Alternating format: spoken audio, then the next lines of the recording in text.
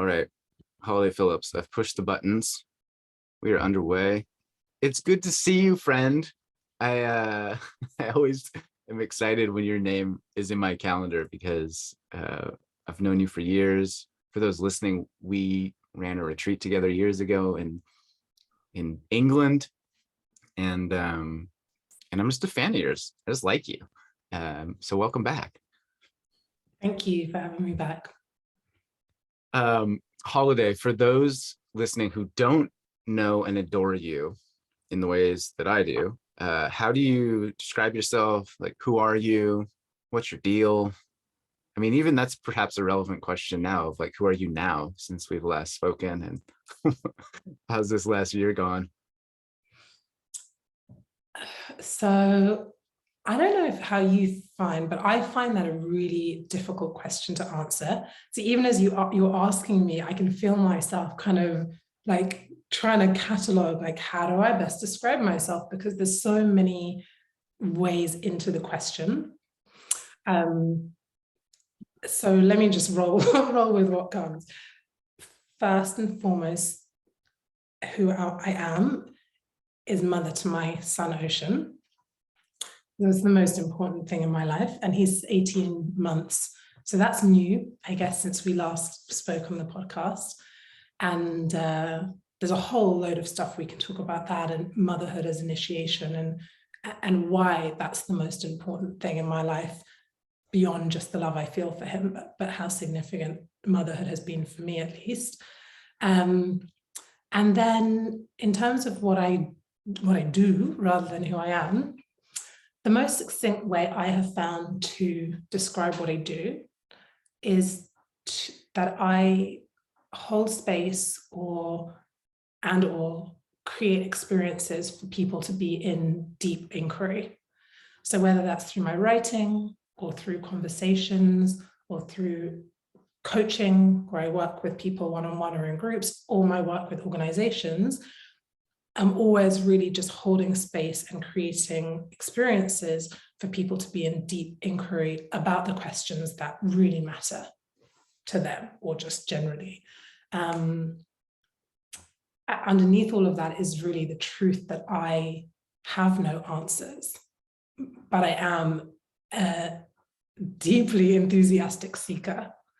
And so my soul's calling, which is to seek truth, very, very fortunately and gratefully manifests in the work that I do, which is holding space for others to do that. I think that's one reason that we get along so well, is that we're both very curious. We like learning, but also recognize that we don't really know anything at all in the grand scheme of things. I recall when I was doing this retreat in Costa Rica a couple months ago, we had this group Q&A, and somebody asked, what is one thing that you know to be true?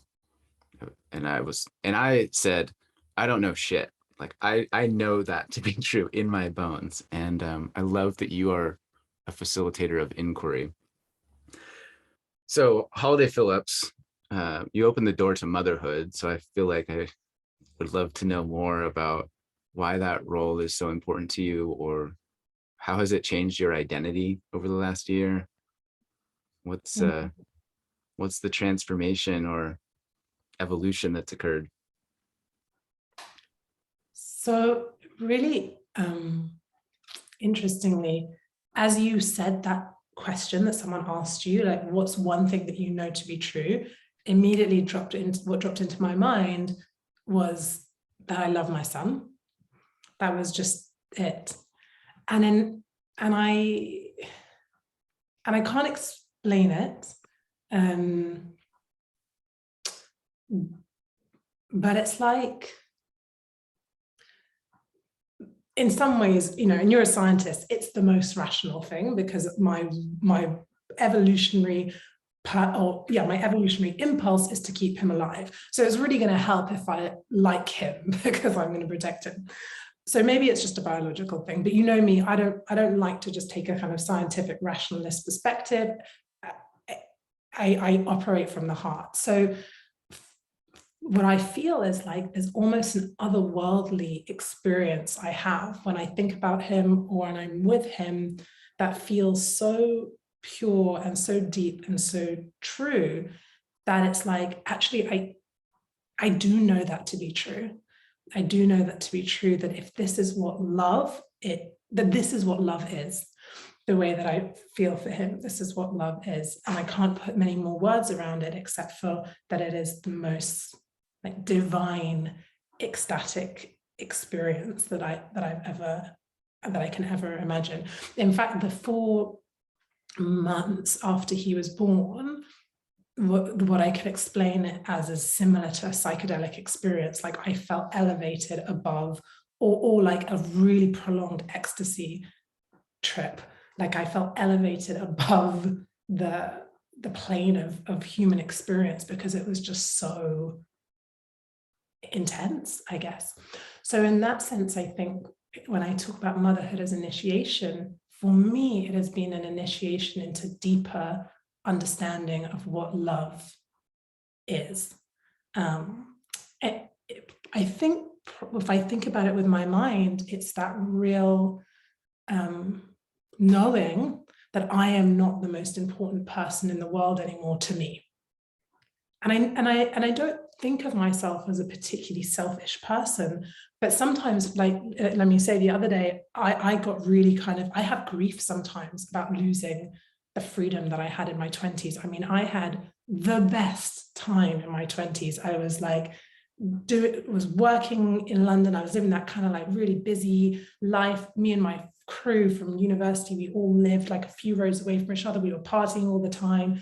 Like it was the best, and we were so free, and we had no responsibility. And I was really on a deeper spiritual level, I think I was pretty bereft, but and just day to day, I was really happy. So sometimes now when I'm like, oh, I gotta get up in the night to change a nappy, and I never sleep anymore, and I'm always tired, and like my body is not my own anymore, I really miss those times. And that's also true. But what I know now, or what is true now, is that I am no longer the most important person in my life. And that's a very, very different way to exist in the world than I'd experienced before. And so to kind of like cap it off, I think a lot about there being stages of life that aren't necessarily linked to age, although they may be more so for women. And it's that transition from like maiden to mother and then to crone. And I think it's a really, we in kind of modern Western societies have really lost the initiation process of what happens when you move from maiden to mother, where you're no longer the most important person, to crone, where you are there. They call it crone, right? But it's like elder. So we kind of have to muddle through it on our own. But that's what's happening. Like I've moved into a different life stage, and everything is now different. Yeah. It sounds like there's some element of ego death with you as well, of like, oh, I'm not that person anymore, and I'm not the most important thing on the planet anymore. And part of me doesn't love that, but there's another part of me that thinks this is the best thing to ever happen to me, and I'm so grateful to be here, and long may it continue. My mom sent me this thing the other day. It's like a meme, you know, as mom, like you're gonna be this kind of, moms do this stuff, right? You just like send stuff to your kids, and one of them was something like, having a child is realizing that your heart is no longer in your chest, but it's like in another person walking around the world. And I thought that was a really interesting perspective of like, when you said that you've lost part of yourself, it's like now in another entity. Like you took that piece of you and put it into somebody else. And when you see that person, or when you hold that child, it's like, does that make sense? It's kind of like a mystical idea, I suppose. It's beautiful. And the other side to that, which I think I'm still only at the beginning of experiencing, because he's a baby, right? So his what he is doing is relatively limited. But the other part about having your heart outside of your body, which to a certain extent I think happens in romantic relationships when you're in love, is that the capacity to break your heart is no longer only in your power. So it's like, the pain that I feel when I hear Ocean cry is excruciating. And it's like that there's an element of, it's particularly, you know, when you think about parents of teenagers, I mean, the angst and the pain and all of this, it's like you're also opening yourself up to deeper and deeper heartbreak, because you're not only responsible for this being, but there's another person who owns your heart, let's say, and they will forever. I think that's the other piece that I think has really been an initiation. First of all, the awareness of my own mortality, you know, to know that this other being is going to outlive me, really made me feel this closeness to death, let's say, because I'm no longer the kind of bottom of the chain. I'm on my way. I'm on my way out and up. But also this, what was the other thing? I can't remember what the other thing was because I got a lot stuck on the death. But yeah, this closeness to death, that's another big initiation that we need to go through in life. The closer and closer that we get to death is to realize how transient our existence is. And when we're young, you know, really young, we don't feel that. We shouldn't really be feeling that because that's not where we are. But as we march closer and closer to the end, you know, life becomes perhaps more meaningful. I'm not sure. Okay, Holiday, I'm going to transition the conversation now to a different topic. And before we started recording, I asked if there's anything that's really lighting you up at the moment. And I threw some ideas at you. And you said, yes, actually, there is an idea that I would love to discuss. And I think to summarize it, it was making meaning in times of crisis, something along those lines. And so I don't necessarily know where to begin with that, but is there a starting point for that, or what's got you thinking about that idea? I mean, obviously the world's pretty fucked up, but. Yeah. So I was listening to, I can't remember who I was listening to speak, but they were saying that every age of humanity thinks that the age that they are in is the most dramatic. Perhaps we might attribute that to the fact that every age is the most complex age that there has been, right? Because as we're evolving, we're just becoming more and more complex. So in that sense, there's more capacity for drama, we might say. So maybe what I'm saying is just speaking from that perspective, but I really do think that the time that we are in, the like polycrises, the multiple crises that are happening and the relentlessness with which it is happening and the severity of the potential consequences feels like a peak. I mean, you know, it's however long, 100 years since the last pandemic, and 40 years since like okay, maybe I wouldn't say that we're a serious threat of nuclear war, but we are at a different level of threat of war in Europe than we've seen in 40 years. So I think we're living in an age of deep crisis, and not to mention ecological crisis. And I think I find myself really tuned in to what my own response to those crises are. And I'm sure that that's represented in how other people feel. So I was thinking a lot recently about how I've responded to these crises. You know, people talk about compassion fatigue. They used to talk about this a lot when in the time of World Aid, when there was lots of videos of children starving in Africa on the TV all the time. This is in the late 80s. And people just were kind of like switching the channel. They didn't even feel anything because they had compassion fatigue because they were seeing it too much. I noticed in myself, like when COVID first hit, there's another thread that I'm going to go on from there, which is like really a bit dangerous for me to say, but I'm going to say it, but I'm not going to say it yet. When COVID first hit, I was really like responsive. I was like, wow, this is big and this is intense and all of the things. And then as kind of it went on, I got like intensity fatigue. And then COVID kind of starts to potentially be fading out. And then bam, in the UK, it was literally 5 hours after we ended the COVID regulations, war in Ukraine was announced. And the place I found myself going to was nihilism. Like, things are so fucked. I'm just actually not even going to tune in anymore. Like, I could feel that happening in my body, and to actually in my mind thinking that this is the most rational response. Like, things are so complicated and seemingly hopeless that the most rational response is to be like, nothing matters anyway.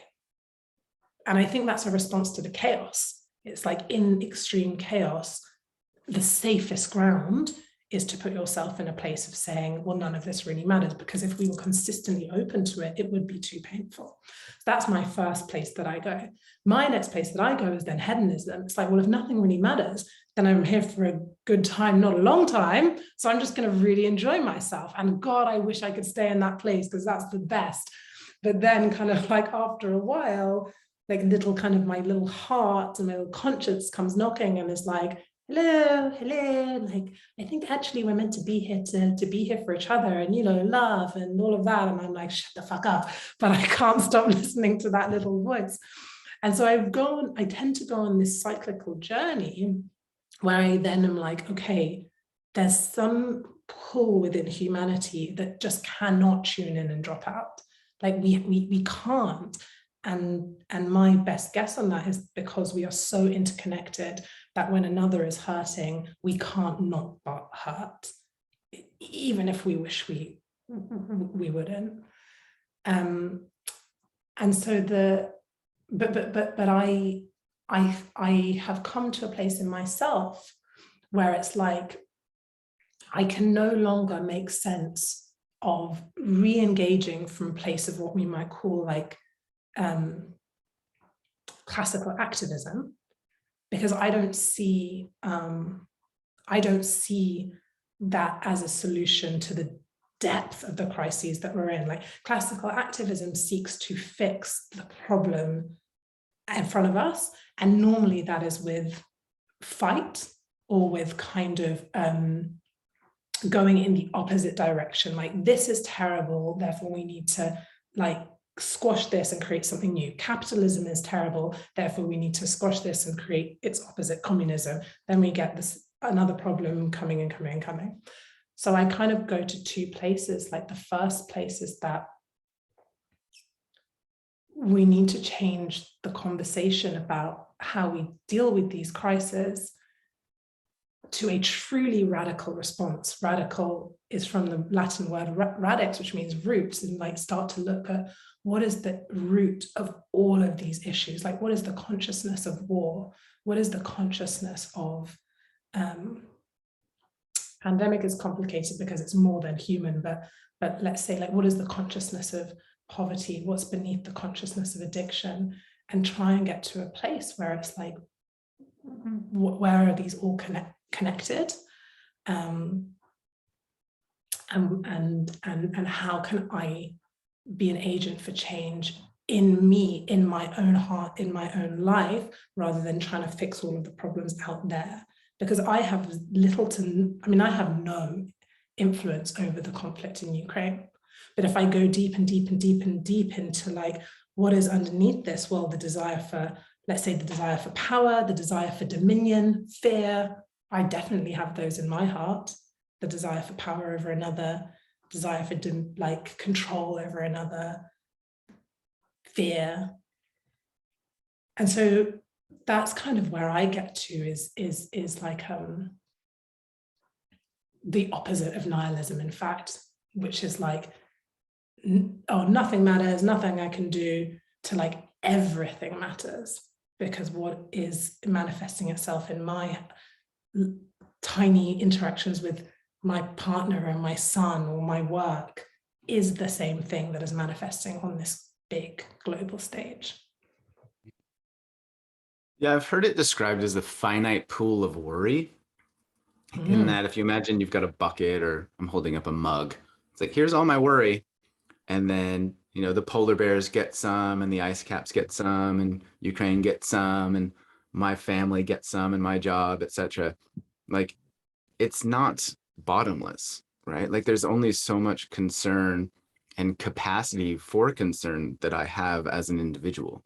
And then once that finite pool of worry is tapped, it's like, as you say, apathy, which I think is projected hopelessness, like despair, despondence.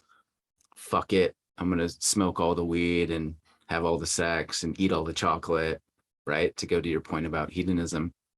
And so, what is the process that you use to navigate that, to come to a place in yourself, in your life, that you feel good about? And maybe good's the wrong word, but where you feel like, yes, I am on track, I am in integrity, this is the life that I am choosing to consciously live. So I think that the first thing is that I probably spent about a decade in anguish around this particular question, like, how can I help? How can I help? What am I supposed to do? There's so much pain, pinging back to can't be bothered to do anything. I spent a decade in like deep, it really, I say, in and out of like deep depressions of like feeling so helpless and hopeless. So that's the first thing. I had to run that pattern until that pattern had just run out in me. And I don't know that I did anything particular, but it ran its course within me until I got to such a point that I was or like I still go into it now, but it's like in the space of like hours rather than kind of long. I can track it.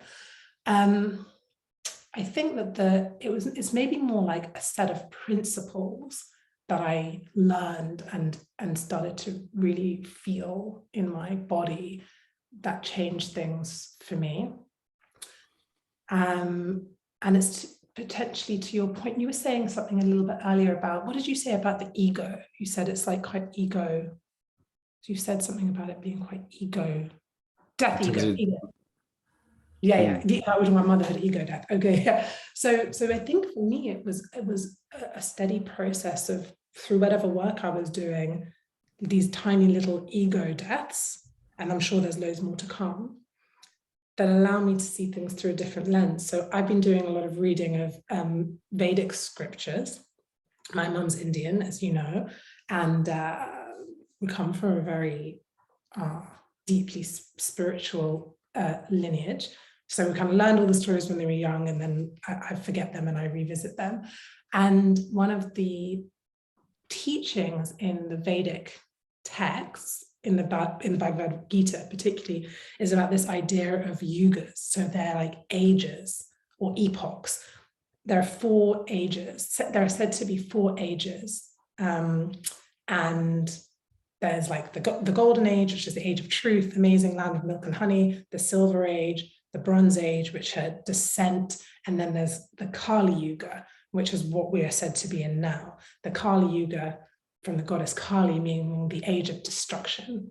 And that is what they said in the Vedic text, is there would be this age where it would just be like conflict and war and pain and destruction. And then what happens at the end of the Kali Yuga is you go back to the beginning, and then you run these 4 cycles forever and, well, indefinitely. And each cycle is only ended when the incarnation of the Lord Vishnu comes again, and then you go back to the beginning. So this is a Hindu interpretation, but it's in loads of spiritual traditions. Like in Buddhism, they call this age, I think, it's the age of degeneration. It's in loads. In there's a really good one in the alchemical tradition. It's I'll try and find it and I'll tell you. But anyway, so these were written like thousands of years ago, and they're represented in multiple spiritual traditions. And what that gives me is like a way bigger, wider, and longer perspective of what's actually going on. In fact, I was thinking of you the other day because I was listening to a scientist talk, and he was talking about the concept of deep time, and I'd never heard of it before. And I think because you're my only scientist friend, apart from my dad, I was like, oh, I bet Jeremy's into deep time. It's a geological concept about how tiny humanity is when you look at like the long span of life of rocks. Like humanity is like teeny tiny little speck. And, you know, these rocks are just these like big grandmothers and grandfathers. And anyway, so it's a similar concept of like understanding in some ways like how insignificant, even it may seem like, you know, this is the most awful stuff that's going on, but actually it's so micro and tiny. That's one thing. And then the other concept with the yugas is this idea of it being cyclical. So in, again, materialist terms, time is linear. So the idea of time is linear, we feel that progress needs to be upwards, like we have to be getting better and better and better, and we're going to some high point. But in the idea of time being cyclical, this just is, and it's going to get better and it's going to get worse, and it's going to get better and it's going to get worse. And having this like broader sense beyond this, like humanity being centered and the crises of our time being centered, for me, gives me a lot of, let's say, it just relaxes my whole system. It like relaxes my whole system in the sense that I'm not like gripping onto like, oh my God, things are so terrible. Why are things so terrible? I relax into the fact of like, things are just unfolding in the way that they are, and potentially in the way that they should be, if we look at all of these spiritual traditions saying that this is what's going to happen. But then I also know that we as humans have free will. And so if we have free will, it's like, okay, on the one hand, things are unfolding as they should be. But on the other hand, within this big story that I have very little control over, I've got a little bit of free will. And so what am I actually here to do? Like, what have I come here to do? And this comes back to that piece that I said at the beginning, which is like, no matter how much I wish I could just be a hedonist, my heart won't let me. So there is something deeper within us that seeks love, that seeks connection, that seeks harmony, that is hopeful. And so I kind of just, in some ways, I just follow the natural pull of what is, which is that I can't not be hopeful, and I can't not be helpful, because when I'm not hopeful, I'm not helpful, I'm in pain. And then I kind of just come to this point of being settled on this like really beautiful alchemy between this is all unfolding as it should be. And I have so much peace with that. And that doesn't mean that I can't still show up and be an agent of love and an agent of hope and an agent of change. And the two somehow just coexist together really, really well when I take that bigger view. So I'm currently reading a book that you might like. It's called The Fourth Turning. And it's about the idea of cycles and life cycles, and how the collective evolves through time as a consequence of the age that we are when these various crisis points hit, right? And so, for example, the crisis now that's going on with, say, the pandemic will have a very different effect on 0 to 20-year-olds, a different effect on 20 to 40-year-olds, different effect on 40 to 60-year-olds, and then the elderly, right? And the idea in the book is that those kids who are being raised now will grow up and they will lead in a different manner than kids that grew up in a different era, that grew up in a different time. So I think you would like that book. It's pretty fascinating, and it talks about the historical and the ancient spiritual texts that also discuss this idea. And what was I going to say? There was that point. Oh, it's gone, Holiday. I had something good to say. I've lost it. Dang.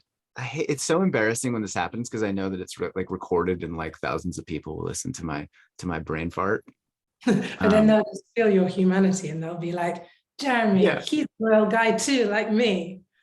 and even he's makes okay. I remember now. Thank you for your grace and distracting me from that. The way that I sometimes think about the deep time thing is simply zoom out, where I'll remind myself, like, zoom out, man. Zoom out temporally, zoom out geographically, zoom out like universally. Like we're floating around a fireball. Like zoom out. And then I remind myself that I saw this really great meme when I started my PhD that I think my supervisor sent me. And it's like a circle. And it's just a circle. And then the next, you turn the page and then it's like zoomed in on the circle and it's zoomed in on the circle. And you keep going and zooming and zooming and zooming. And then eventually there's this like tiny little indentation on the very edge of the circle. And they said, like, that's your PhD. Like, you think that it is this grandiose, all-important project, but really what's happening is that in this very tiny way, you are pushing the capacity for scientific knowledge outward. Like, you are expanding the information, the data, the relevance, the topic, and like you're doing your part in this tiny little way. And if you zoom out collectively, that is how it's always been. And so I like to keep this in mind when I think about kindness and compassion being root solutions to, I think, a lot of the root problems that I see in the world. It's like when you were talking about principles earlier, like, okay, if I can just nudge the circle the tiniest bit to be a little bit more belonging, a little bit more compassion, a little bit more love in the world, and we do this collectively for long enough, that circle will expand. And so I try to remind myself to zoom out. The other thing, and I recognize I'm completely rambling on tangents after tangent right now, is I remind myself of the progress. And so I try to focus on the long-term trajectory of how things are going. And so one example of that, I did a post a couple of weeks ago talking about the idea that children used to be able to work in coal factories for 80 hours a week. And like you used to legally be allowed to own people, right? And like women didn't vote. And we used to dump nuclear waste in the rivers. And like the long-term trajectory is positive, even though at certain points in that trajectory, it feels like everything is falling apart and everything's in crisis. So this idea of zooming out, I guess, as it relates to deep time. So this is Thoughts on interesting to jam on. The long-term trajectory is upwards. Maybe, this is my perspective, maybe.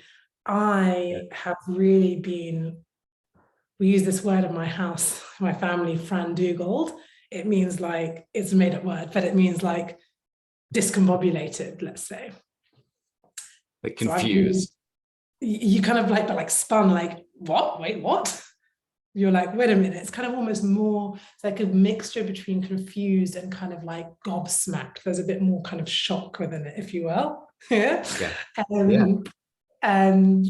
So by COVID response, what that has unearthed about what is happening in the like deeper psyche of existence. The long-term trajectory of things is upwards. I think it depends on what level you're plugging into. When I think about like, and if I think about like levels of existence as going from like the most crude, and by that I mean like crude oil, not vulgar, like the most kind of uncomplex to the most like refined complex. And the most refined complex would be like thought or unconscious that we can't even name. So like at a crude level, things are for sure going upwards, right? Less people living in poverty, you can't own other people, women have rights, and like the global GDP is going up. Yeah, all of this is certainly true. But at a more like refined, higher level, the intangible stuff, breakdown of community, loss of indigenous wisdoms, creeping, this is from my perspective, right? I know not everyone agrees with this, but like creeping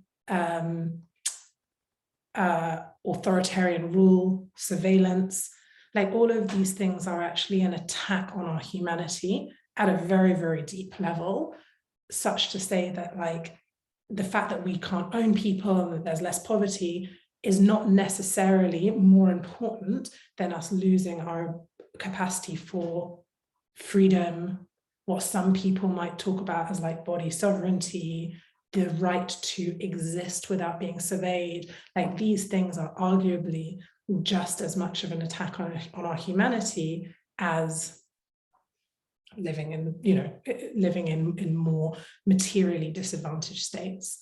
So I'm cautious of the narrative that things are getting better. Yeah, I love that. Thank you for that. This is why I like talking to you. Because now I'm like, oh, damn, I hadn't considered that fact fully. I was just talking off the top of my head. And as you say, it's just like a cost benefit, all of it, right? It's a trade-off. There are sacrifices. And so, yes, people are in some sense more free in that we don't have slavery, women have rights, etc. But the version of freedom that they're operating in is not what it was 3,000 years ago when we had community, when we genuinely were operating in a different civilization level where we were part of nature, where there was belonging and love and community and security and presence and all of the rest. I don't know what to do with it. I think this is why life is hard. That it is, and what we definitely don't do with it, which is there's a kind of like archetypal like impulse to do, is to say, let's go back to that. It's like, no. Hold on a minute. Like, we do not want our children to be chimney sweeps. Like, I do not want to be owned by another person. We're not trying to go like pre-modernity, but we're certain, but also, so that's like, when you get people who are like, and actually maybe I'm going to sound a bit glib here, but like people who are like, I'm just going to like exit myself from the world and live off grid and like not send my children to school and tune in and drop out. And I'm like, sometimes I look at that people I'm like, yeah, you guys have really got it right, but that's not living within the context of the age that we're in. Like, that's not that is an opting out of life. And I don't think that that's necessarily wrong, but not everyone can do it. So it's like, we don't want to go, the answer is certainly not, let's go back to the age of golden time when everyone was kind of living in villages and everyone was happy, because that's also not true. Like, that, just, we talked about this before, in that age, in lots of communities, justice was vengeance. Like, it was eye for an eye. That was the form of justice. I really don't think many of us want to go back to that. So we have to like look at what the things are that we do have that are, let's say, good, for want of a better word, or like expansive, and what are the things that the unintended consequences that have been born of this age. It's like every age has a shadow side, and then that's always going to happen in some ways. So I think that's like where I'm always cautious of, like, things are getting better or things are getting worse. I wonder whether it's just like things are changing and morphing. Yeah, things are changing, and it's always been better and it's always been worse, I suppose. I think When you were so. talking about going back to the village community, I thought, oh yeah, that sounds amazing. We just lay around and pick apples from the tree all day. And then I was like, wait, there's famine and war and disease and all kinds of uncertainties, right? Yeah, pick apples from the tree all day until it's like, oh, I'm 19. It's probably my life expectancy now. Time to go. Or like, oh, it's winter now. There's no apples for 6 months or whatever. Like, we have to eat Yeah, stored yeah. potatoes for 4 months. earlier you mentioned like, I can't believe I'm going to say this, or I don't want to say this, but I'll say it later. Did you say that thing, or did you skip Oh, it? no, I didn't. Okay, so I just gotta. I'm practicing like courage through truth. So I got to say it, but I don't say it because I think, oh, people will think, God, what an awful person. But I'll tell you honestly that because I think about these things so much, borderline obsessively, about kind of like the unfolding of existence, and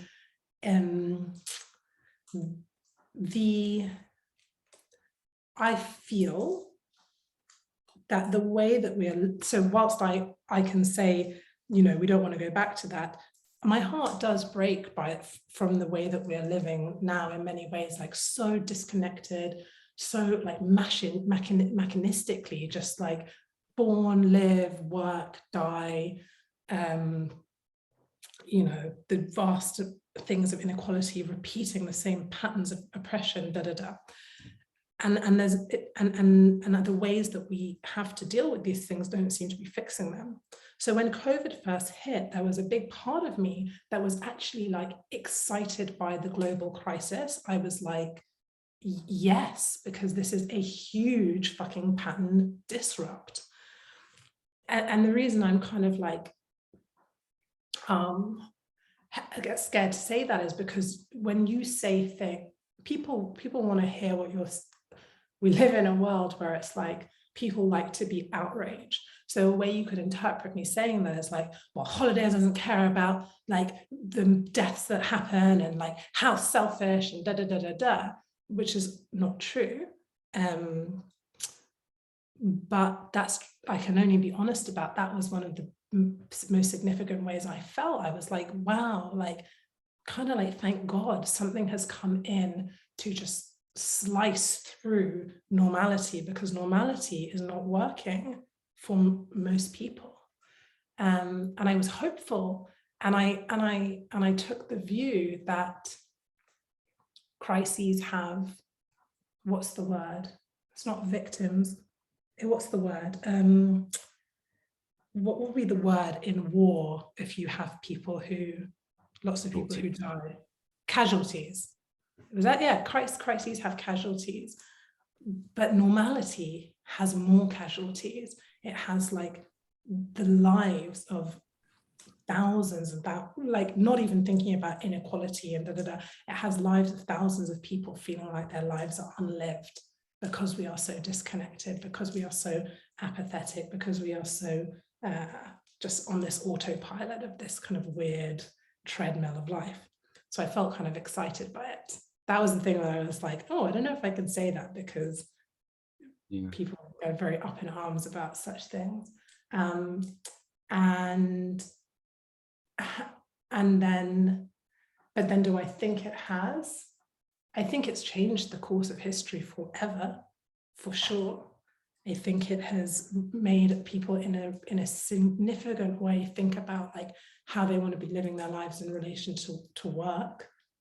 Like think about people who've spent their whole lives like getting up at 6 a.m., like getting on a crowded train, going to a job that they hate, sitting in a cubicle, like coming home, like having a beer and just like slowly dying. What is it? What was it? That guy said, the one who wrote Walden, men live lives of quiet desperation. So just the very nature of people not having to do that has led to this thing. I don't know if you're having it in the US, but we have it, the Great Resignation, like people literally looking at like, I'm not fucking living this way. This is not what it means to be human. So I think that's significant. Like, I think these things that are happening are significant. I think there are conversations that are being had, certainly in the circles that I roll in, around like, what do we actually value as society? So like, I did a video, another one which I was really scared to put out, about vaccination. I'm going to precursor this by saying that I'm vaccinated. I don't feel like I should have to say it, but I feel like I will, because I know that if people don't know that, they might just switch off and be like, ah, she's some crazy anti-vaxxer. I'm vaccinated. Ocean has his like MMR vaccinations. I'm not an anti-vaxxer. That being said, I'm deeply against vaccine mandates because I think that they force a value system on people when we have not as a world had a conversation about our value system and the value system that lockdowns and vaccinations preserve. I think is that the top value is preservation of life. Like we will preservation or elongation even of life is the most important thing. That may well be the value system that we want to put at the top, but we've not even had the opportunity to discuss that, which is why you have people who are anti-vaccine mandate who are like, no way, liberty is the top value. And then those people, then you get this polarization of people being like, you're a terrible person, you don't care about people dying, and like, but or like, you're a sheeple, you don't care about liberty. And we're not having this conversation, which is like, of course we hold different values as humans, of course we do.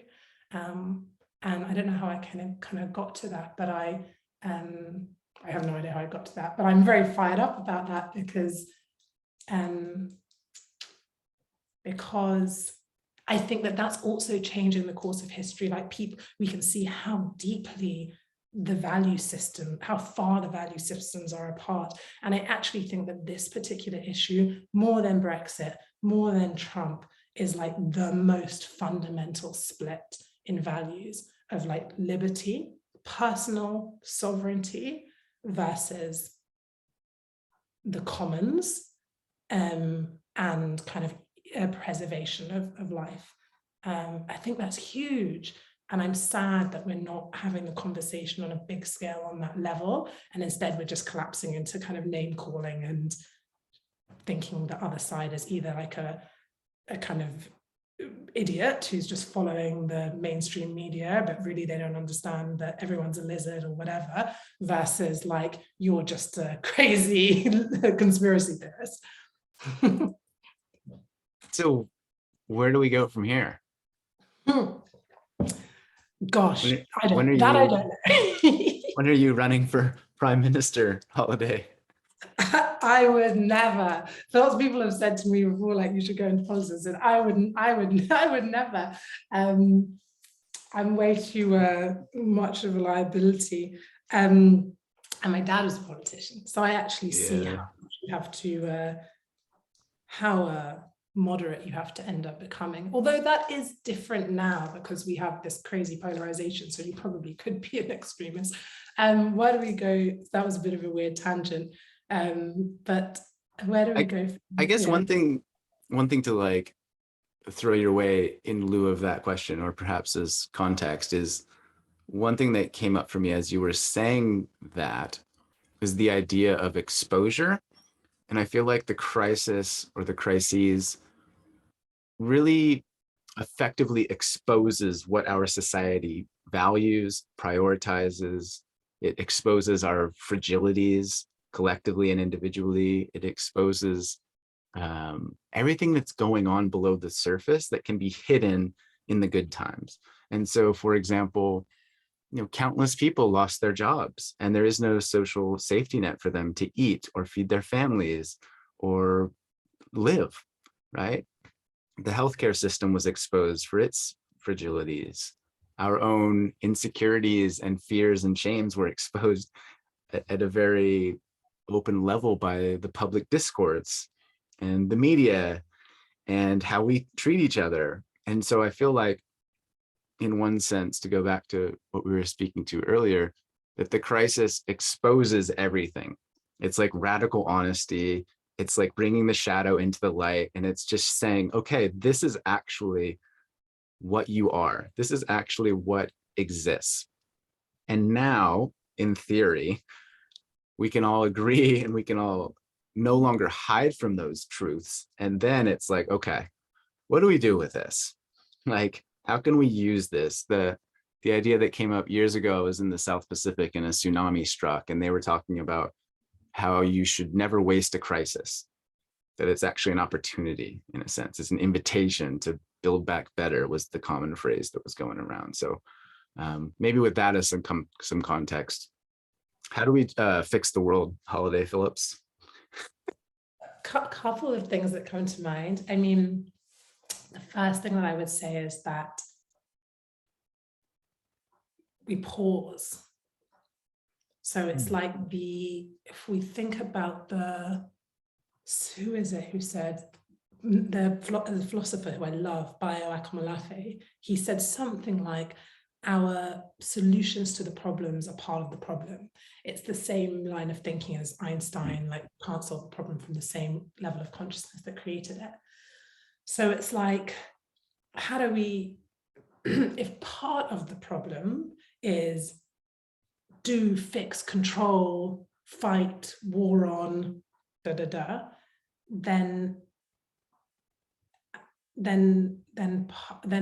a new level of consciousness, okay, we've realized what the things are, let's go do, fix, control, eliminate, is kind of the same consciousness.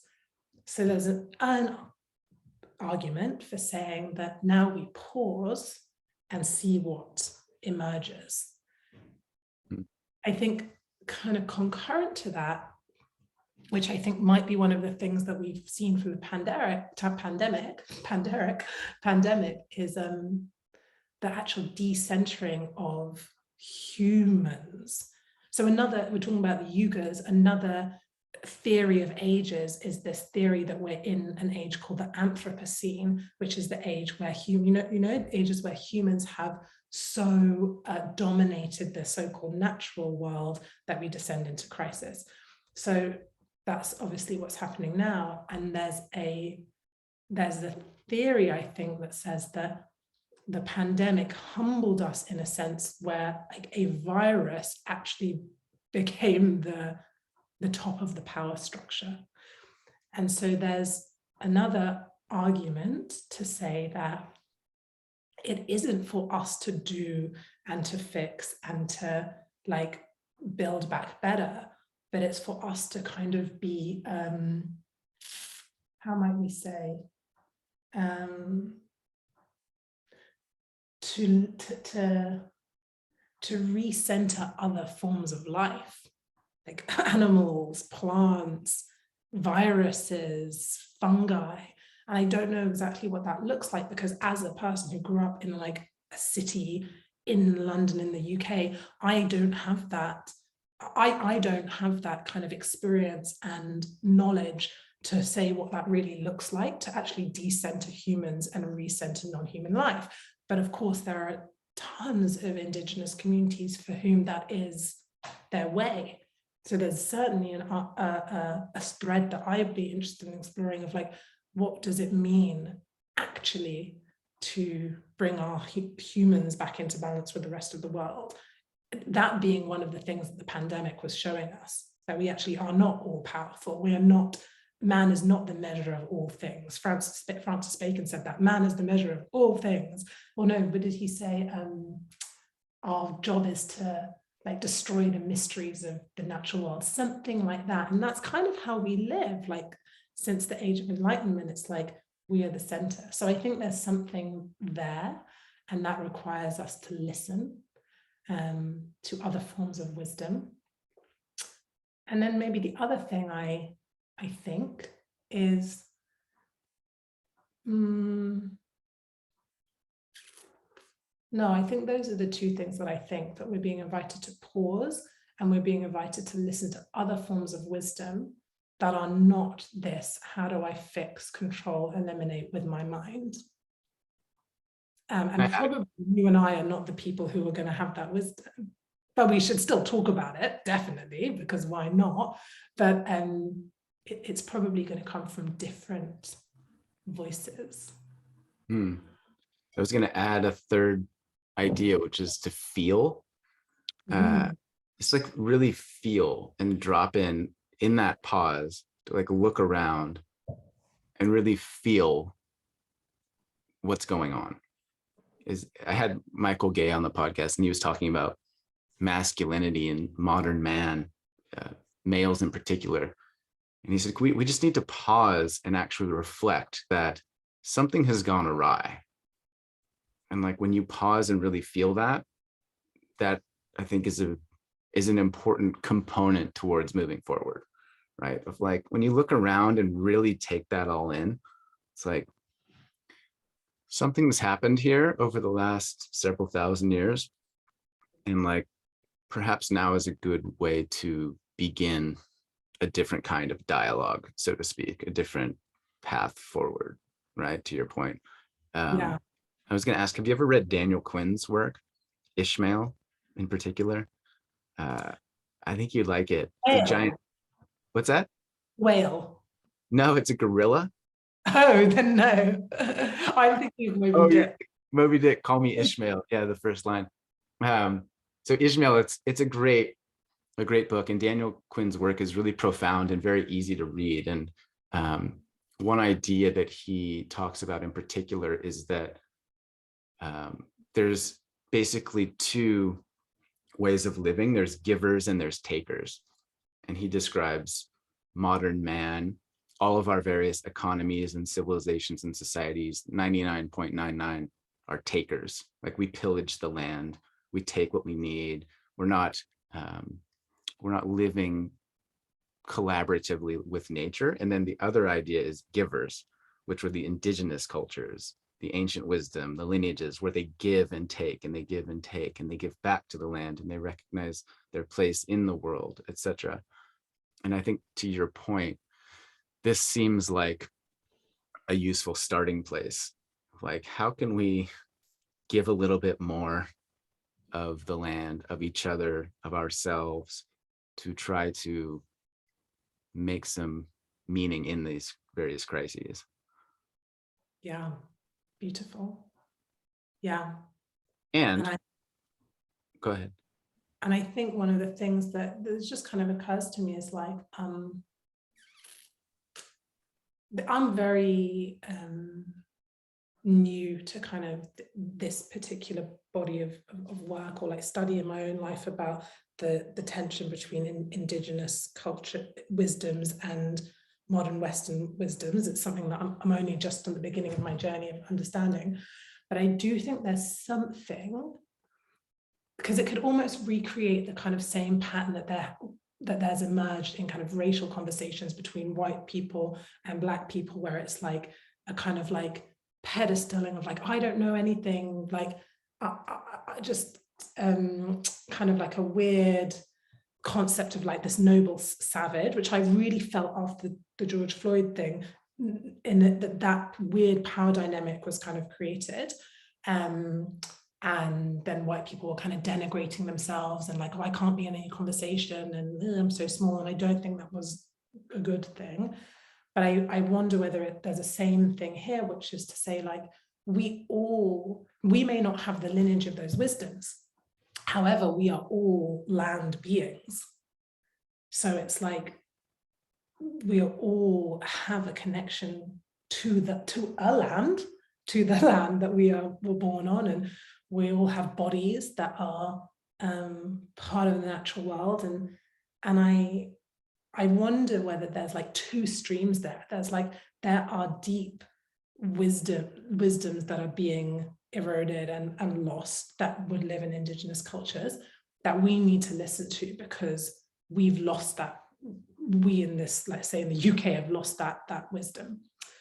But there's also the body wisdom that we all have, which is like, what is it actually to be in a body on land? And you're always going on your walks in nature, and I love seeing it on Instagram. And it's like, I think there's also something there, so that we don't abdicate responsibility completely and be like, well, I can't know what it is to be a body of the land, because we do know. Yeah, and I know you're a fan of Charles Eisenstein also. I think I saw him quoted on your website, but I had him on the podcast talking about this book title of his, which was The More Beautiful World Our Hearts Know Is Possible. And I think one of my main takeaways from that book was he pretty much says, like, I don't know how to make that world. Like, there is no action plan. There is no 12-step framework. I literally don't know. But what I do know, and I'm just paraphrasing the general idea, is what I do know is that, like, each of us individually can help to create that in our own special way.